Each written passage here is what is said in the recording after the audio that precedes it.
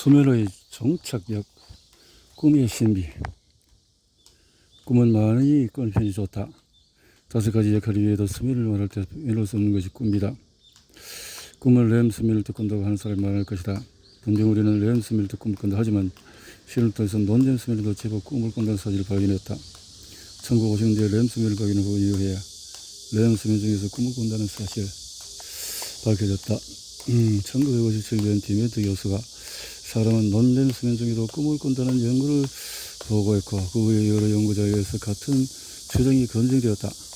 잠에서 깨어났을 때 기억하는 꿈은 대개 눈뜨기 직전에 꾼 꿈이다. 사람은 보통 얕은 렘 수면을 반복하다가 잠에서 깨므로 렘 수면을 때 꿈을 꾼다고 알려져 있다.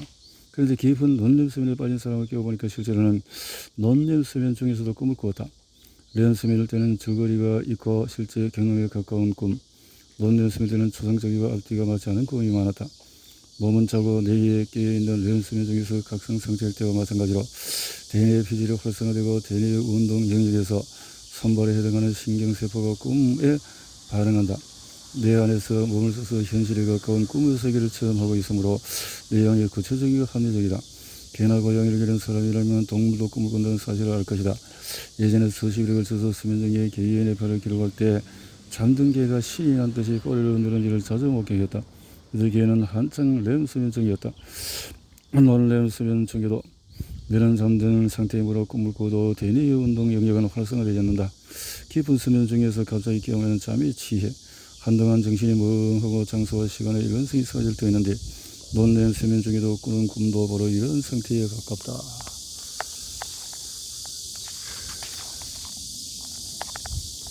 잠에서 깨어난 직후에 추상적이와 내용을 파악하기 어려운 꿈을 기억하고 있다면 논렘 수면 중에 깨어났다고 볼 수 있다.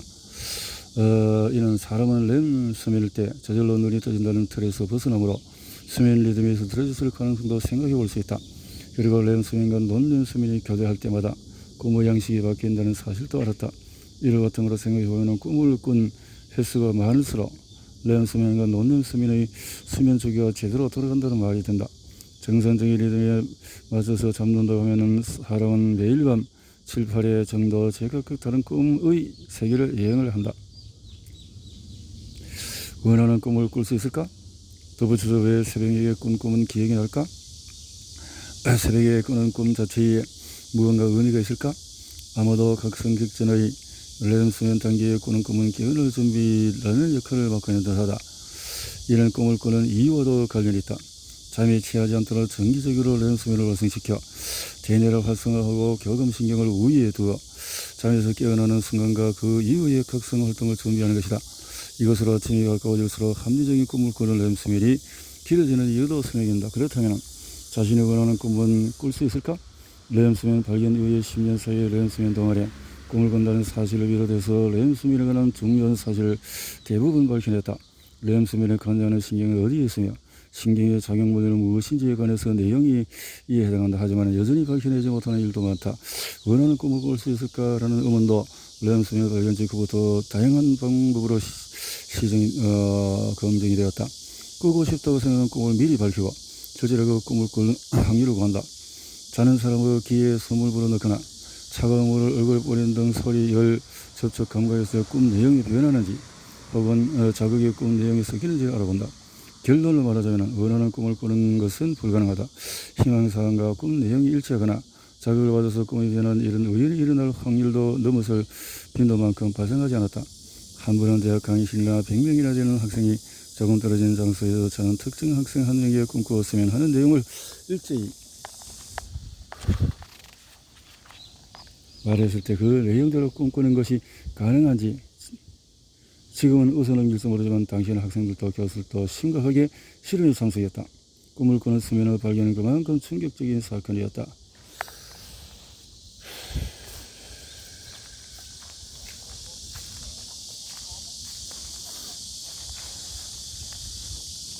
수면의 질이 각성 수준을 결정한다.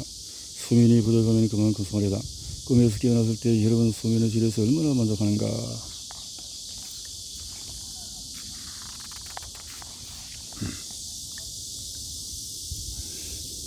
자신의 수면에 만족한다고 말하는 사람이 얼마나 없다. 잠을 설쳤다면 수면 부족하다.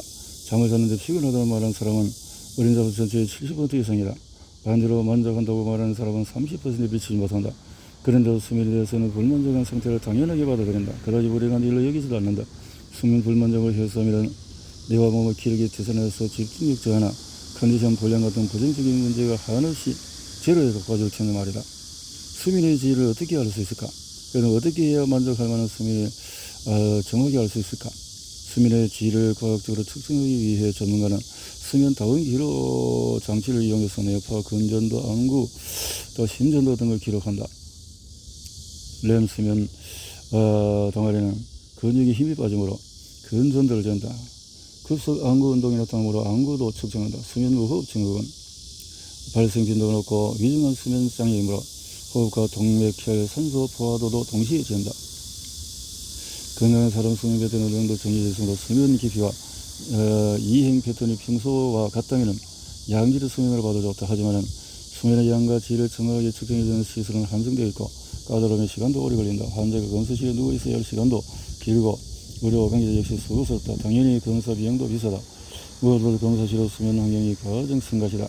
데이터를 기록하기 위해서 몸 여기저기에 장치를 부착해 놓았으니 오히려 저 담질도 못해서 평소 같은 수면 상태를 측정하기 어렵다. 검사하기가 어렵다. 우리는 수면과 때려도 졸리다. 전환 신호나 다르게 없다. 졸린다. 낮에 건드리지 않고 집중이 지속된다면 수면이 제대로 임무를 완수하고 있다는 내용을 담은 밤의 세계에서 우리는 은밀한 보고로 받아들여도 좋다. 소리 없이 목을 재는 수면 무호흡 증후군. 수면으로 고민하는 사람이 이 책의 조언을 참고한다면 대부분 상태가 보존될 것이다. 하지만 수면에는 배일에 쌓인 정력이 여전히 많고 예상하지 못한 질병이 숨은 경우도 있으므로 주의해야 한다. 수면 무호흡 증후군은 발생 빈도가 높고 위험한 수면 장애다. 지방이 기도를 좁혀서 압박하는 것이 주 요인으로 비만한 서양인에게 발생하기가 쉽다. 이 질병은 코골이를 위험신호로 본다. 코골이를. 그러나 수면 무호흡 증후군이 발생하면 1시간에 15회 이상 호흡이 멈춘다. 16회 가까이 멈추는 사람도 있는데 이 상태라면 일부는 10초에서 20초 정도 목을 힘껏 졸린 상태로 자는 것과 마찬가지다. 이쯤 되면 자도 생각하지 않다고 느끼는 것이 당연하다. 수면 무호흡 증후군은 다음과 같은 여러 가지 문제를 야기한다. 낮 동안 미세수면이 자주 발생한다. 비만, 고혈압, 휴식, 중증. 캐나다에서는 실시한 수면 무호흡 증후군 환자를 치료받으면 개인의 연간 의료비 총액의 절반으로 줄어든다는 결과가 나오기도 했다.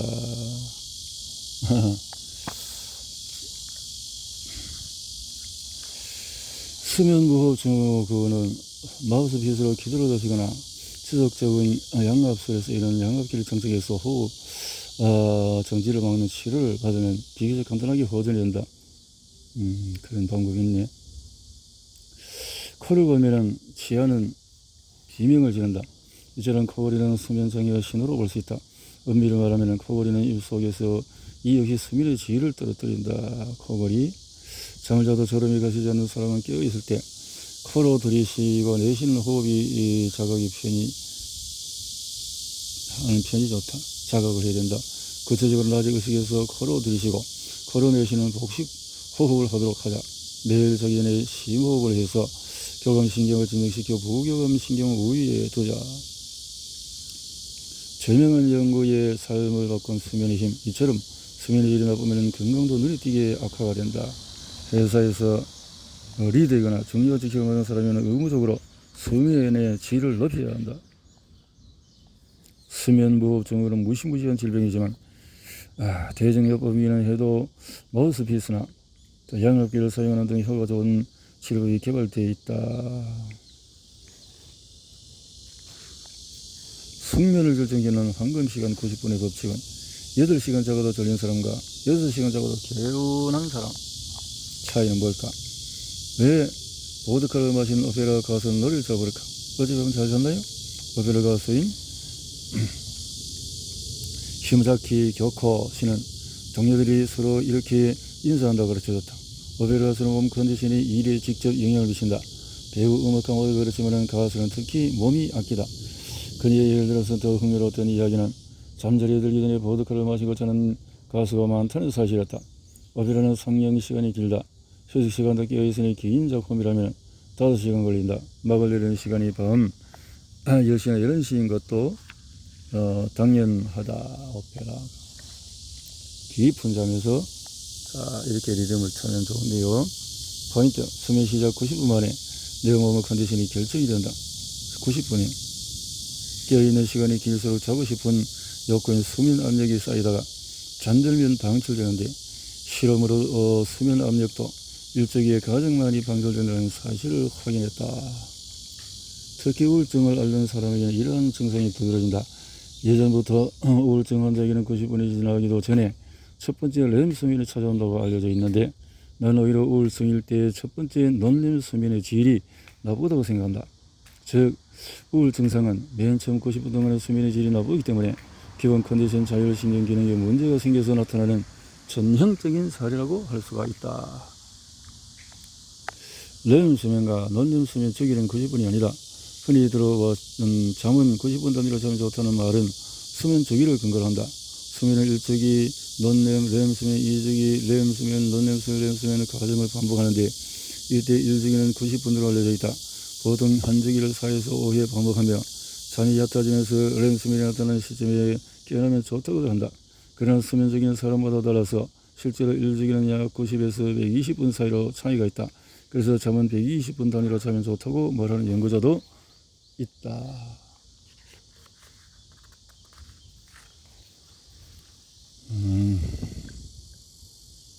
마찬가지로 잠에서 깨어나는 시점도 각자의 수면 주기에 따라서 다르다. 그러므로 한간에 떠드는 90분 단위로 자면 좋다는 말에 크게 얽힐 필요는 없다. 다만 공통적인 의견은 일주기에서 깊은 논렘 수면이 약 70에서 90분 동안 출현하므로 맨 처음 90분의 수면을 확보하면 깊고 충분한 논렘 수면을 취할 수 있다는 것이다. 이것이 한간 시간 90분을 뒷받침하는 근거이다. 수면에 한해서 황금 시간 90분으로 얻는 세 가지 장점은 뭘까?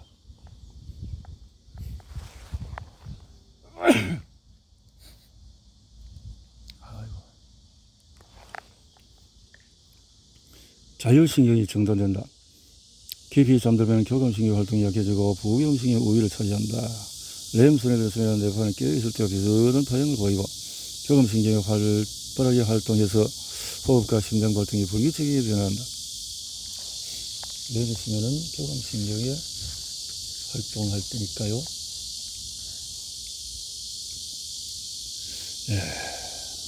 생명유지에 중요한 역할을 하므로 자율신경이 들어지면 몸뿐 아니라 마음에도 질병이 찾아온다. 두통, 스트레스, 피로감, 짜증, 어깨 열림, 냉증 등 증상이 나타나면 어쩐지 컨디션이 안 좋다 싶은 것이다.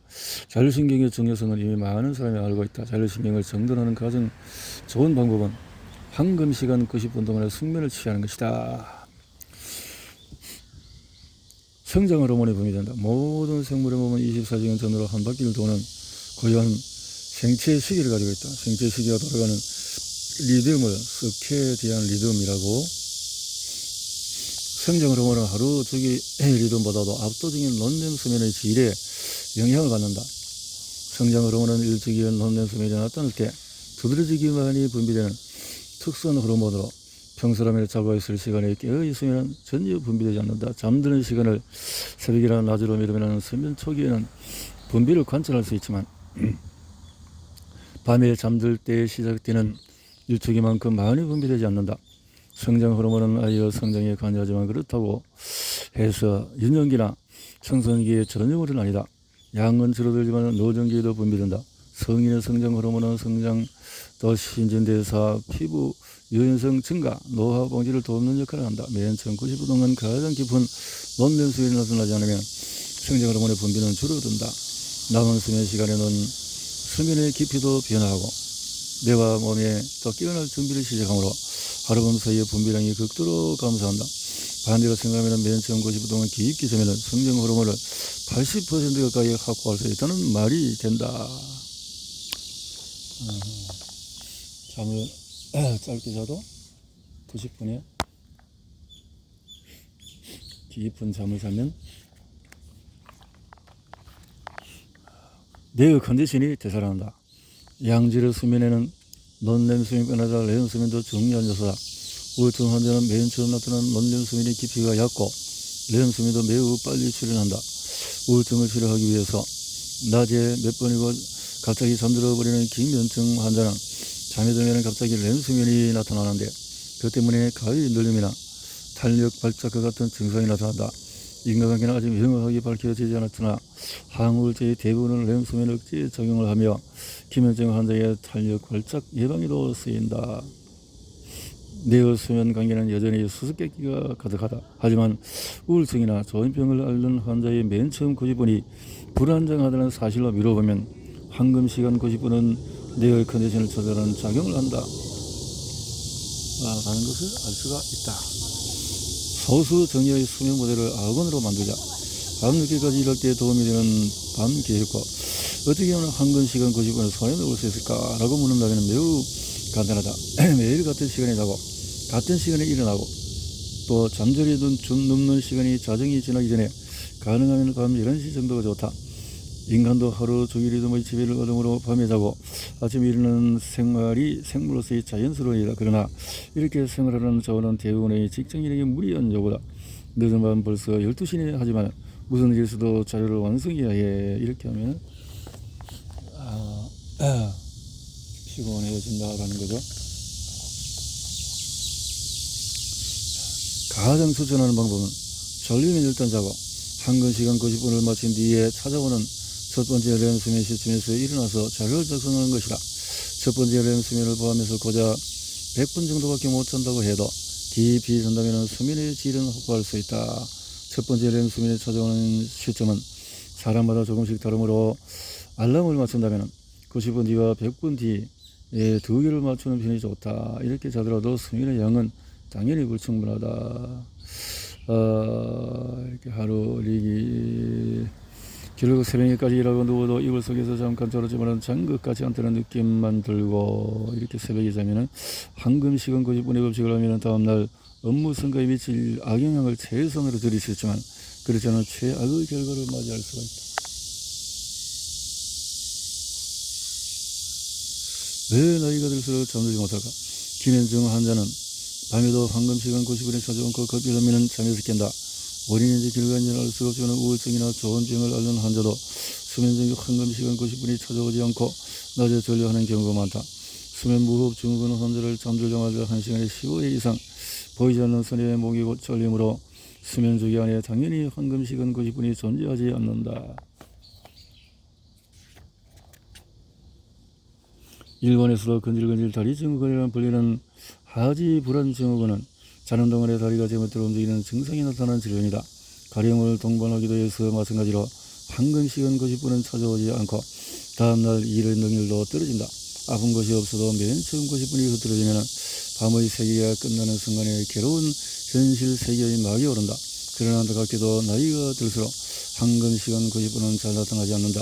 고령자도 올바른 수면을 취해서 건강한 뇌를 유지하기 위해서는 이 책에 제안하는 방법을 따라하면 좋다. 황금시간 90분을 확보하기 위해서 두 개의 스위치를 익혀두자. 황금시간을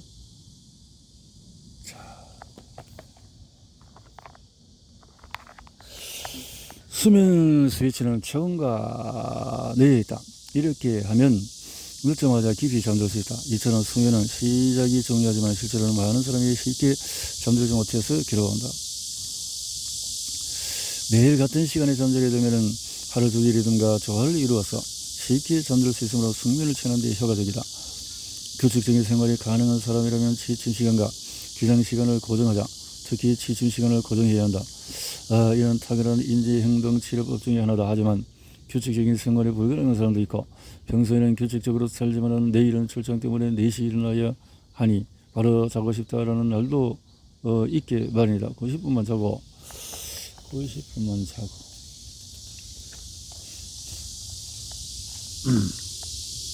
자료를 정리해야 하는 밤에도 한시라도 빨리 자지 않으면 시간은 지나가 버린다. 여기에서 어린아이처럼 늦자마자 잠들도록 도와주는 두 개의 스위치를 소개하려고 한다. 그 스위치는 바로 체온과 뇌이다.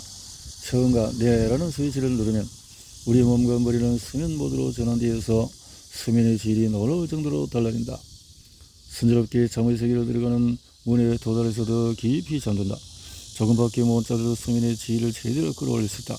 중간에 잠에서 깰 걱정도 줄어든다. 다음날 머리가 맑고 일의 능률이 향상된다. 즉 처음과 내는 인면을 도울 뿐만 아니라 수면의 양이 만든 적든 확실하게 수면의 질을 높여줌으로 무엇보다도 든든한 아굴이 되어준다. 갓난아이도 아는 체온의 스위치. 수면의 질이 좋으면 우선 체온이 내려간다. 그러므로 수면을 이야기할 때 체온 저하에 관한 설명을 빼놓을 수가 없다. 인간의 체온은 잘 때보다도 깨어있을 때가 높다. 잘 때는 체온을 낮춰서 장기 근력 뇌를 쉬게 하고 깨어있을 때는 체온을 높여서 신체 활동을 유지한다. 이러한 체온 변화는 피부 표면이 아니라 신체 내부의 온도를 의미하는 심부 체온에 관한 설명이다. 체온은 근육과 내장에서 일어나는 열생성과 손발에서 일어나는 열 발산으로 조절이 이루어진다. 심부 체온은 낮에 높고 밤에 낮은데 반대로 손발의 온도는 낮에는 낮고 밤에 높다. 깨어있을 때는 보통 심부 체온이 피부 온도보다도 2도씨 정도 높다.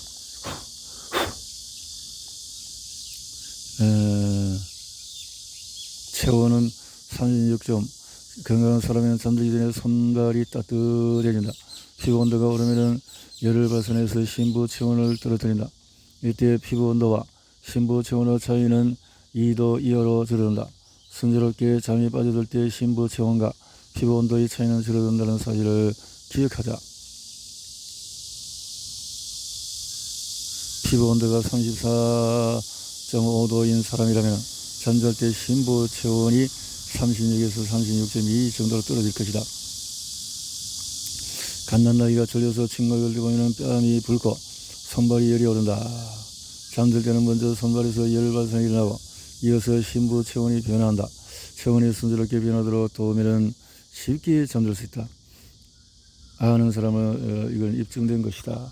체온을 올릴 수 있도록 해야 되겠네. 심부 체온. 심부 체온과 피부 온도의 차이를 줄이면 잠이 온다. 포인트. 심부 체온이 떨어지면 손발이 따뜻해진다. 떨어지면서 손발이 따뜻해진다. 이것이 바로 황금 시간 90분을 부르는 첫 번째 스위치이다. 머리를 수면모드로 전환하는 뇌의 스위치. 뇌가 흥분하면 체온도 잘 떨어지지 않는다. 그 불면증 여러 가지 원인으로 발생하지만 이른바 원발성 불면증은 그러니까 신체 질환이나 정신 질환 등 특정 원인을 찾을 수 없는 불면증은 불안정한 체온 하강과 심부 체온의 상승이 지속되는 과도한 각성 상태가 원인이라는 가설도 최근 주목받고 있다.